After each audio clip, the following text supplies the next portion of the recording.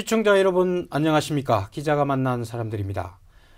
이번 시간에는 남양주 평내동과 호평동이 지역구인 김미리 경기도의원을 만나보겠습니다. 9대와 10대 도의회에서 모두 교육위원회를 상임위로 선택을 했는데요. 올해는 제2교육위원회 부위원장까지 맡아서 바쁜 의정 활동을 하고 있습니다. 지금부터 교육 전문가인 김미리 의원과 자세한 이야기 나눠보도록 하겠습니다. 예, 의원님 안녕하세요. 안녕하세요. 예, 방금 말씀드린 것처럼 평내동과 호평동이 지역구인데 간단하게 우리 그 남양주 시민들과 시청자분들께 인사 한 말씀 부탁드리겠습니다. 네, 안녕하십니까. 남양주 호평동 평내동을 지역구로 두고 있는 도의원 김미리입니다. 남양주의 호평동 평내동에 1등으로 뽑아주신 우리 지역민들에게 우선 감사드리고요. 교육위원회 부위원장으로 저는 하반기 9대 하반기 2년 이번 10대 들어서 다시 전반기 2년을 교육위원으로 활동하게 됐습니다. 부위원장으로서 남양주의 교육 그리고 호평동과 평내동의 교육 발전을 위해서 최선을 다해서 노력하고 있습니다. 지켜봐 주시기 바랍니다. 네, 자 9대와 10대 상임위를 교육위원회를 선택을 했는데요. 뭐 특별한 이유가 있으신가요? 제가 도의원이 되기 전에요. 학교에 학교도서관 사서로 근무를 했습니다. 그는 이제 비정규직으로 근무를 하는 건데요. 지금은 교육공무직 사서라는 명칭으로 바뀌었습니다마는 그래서 근무를 했었고 또 근무를 하는 기간 중에 긴 기간 했는데 그 기간 중에 학교의 여러 가지 면을 볼 수 있었죠. 그러니까 지금 현재 우리 의원님들에 비교했을 때 그나마 학교의 현실, 내부 사정을 좀 많이 알 수 있는 역할을 그래서 좀 더 교육 행정에 도움이 되지 않을까 싶어서 교육위원회에 적극적으로 지원을 해서 하고 있습니다. 예, 그렇군요. 그렇다면 이제 그 본격적으로 우리 도의회에서 발의한 초례안과 법안에 대해서 좀 이야기를 나눠보겠습니다. 뭐 사서 출신이셔서 그런지는 모르겠지만 첫 번째 이제 관심을 가진 게 우리 이제 비정규직인 학교 기간제 사서와 관련해서 이 처우 개선을 위해서 많은 노력을 하셨는데 이분들의 뭐 현실이 어떤지 좀 말씀을 해주시죠. 네, 약간의 설명이 필요한데요. 학교에는 학교 도서관에 정규 교원인 사서교사와 그다음에 무기계약직으로 근무하고 있는 교육공무직 사서 그리고 2019년도에 전면 미배치됐던 전 학교에 배치되는 기간제 사서교사가 있습니다. 뭐 정규 교원이야 뭐 교원이니까 거론할 거는 없지만 교육공무직 사서와 기간제 사서교사는 엄연히 비정규직의 처우와 환경이거든요. 교육공무직은 뭐 정규직이라고 표현을 하더라도 내용은 엄밀히 비정규직이어서요. 근데 기간제 사서교사 같은 경우에는 뭐 많은 분들이 매스컴이나 기타 자료들을 통해서 접해보셨지만 1년 단위의 학교장 채용 직종입니다.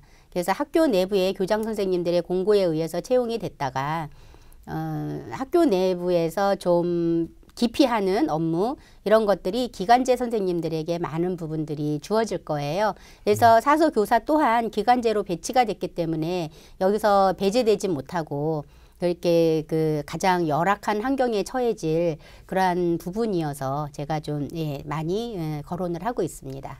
예, 말씀하시는 거 보니까 이제 이분들의 어떤 그 직업이 갑자기 없어질 수도 있는 이런 그 불안감들이 있을 것 같은데 이분들 직접 많이 만나보셨을 것 같은데 어떤가 이분들 입장은?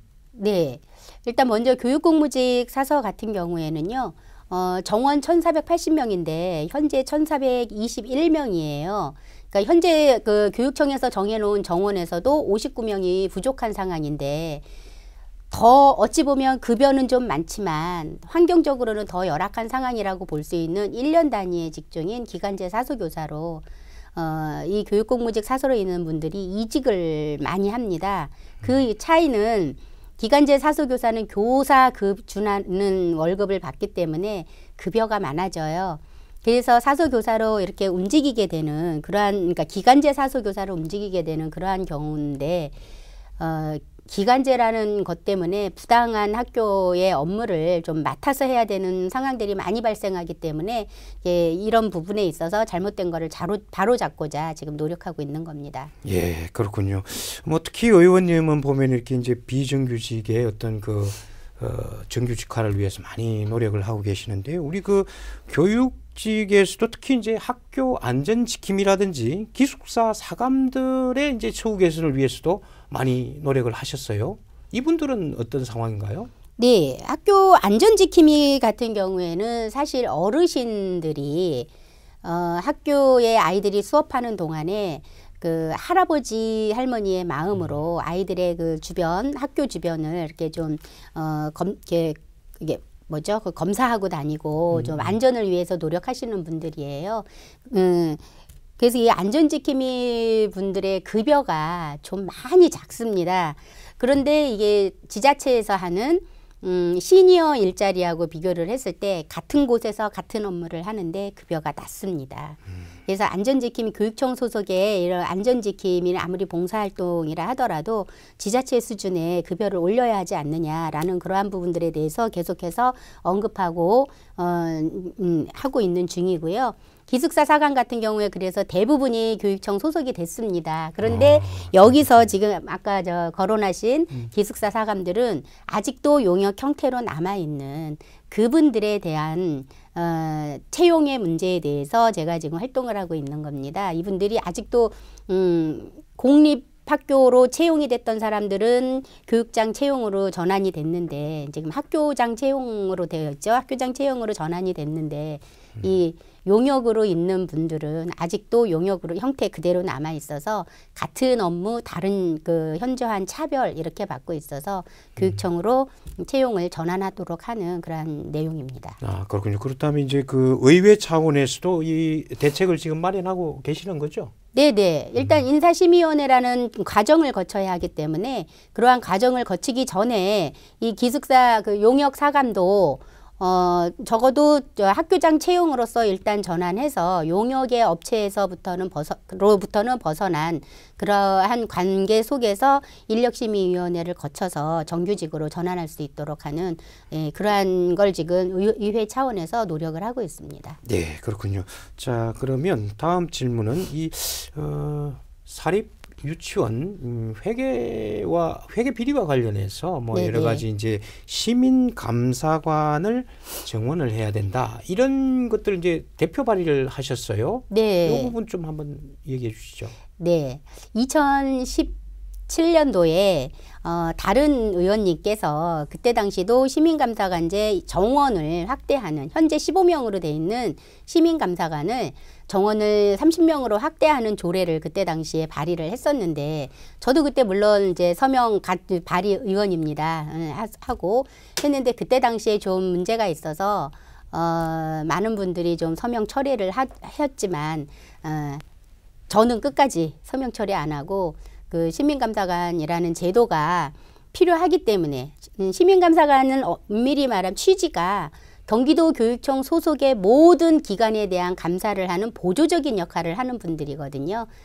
그런 분들이기 때문에 이 취지는 틀리지 않다라는 걸로 이제 주장을 했지만 그때 당시 제가 발의를 했었던 발언을 했었던 내용이 시민감사관들이 제대로 된 교육 없이 학교 현장에 나가서 또는 유치원에 사립유치원에 나가서 감사를 하는데 약간 좀 언행에 너무 고압적이라든지 뭐 이러한 게 있어서 그 사립유치원 원장님들이 오히려 저희들한테 민원을 주었다라는 내용의 발언을 했는데 그 중에 이제 고압적인 그 역으로 민원을 주었다라는 것이 잘못돼서 와전이 돼서 제가 사립유치원을 옹호하는 것처럼 비춰진 적이 있었습니다.